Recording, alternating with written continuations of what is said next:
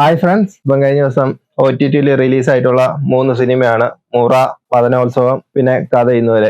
ഈ 3 സിനിമയും കൂടി ഒറ്റ റിവ്യൂ ആയിട്ട് പറയുന്നത്. 3 സിനിമയും നമുക്ക് മസ്റ്റ് വാച്ച് എന്നും പറയാൻ പറ്റത്തില്ല, ഒരു വൺ ടൈം വാച്ചബിൾ ആയിട്ടുള്ള 3 സിനിമ ആയതുകൊണ്ട് തന്നെ 3 സിനിമയ്ക്കും കൂടി ഒരു റിവ്യൂവിന്റെ ആവശ്യം മാത്രമേ ഉള്ളൂ.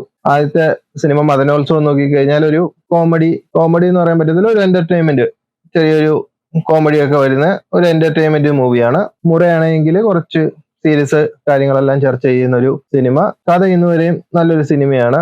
അതൊരു ആന്തോളജി ബേസിൽ വന്നിട്ട് എല്ലാവരെയും തമ്മിൽ കണക്ട് ചെയ്ത് അവസാനം കൺക്ലൂഷൻ ചെയ്യുന്ന ടൈപ്പിലൊരു സിനിമയാണ്.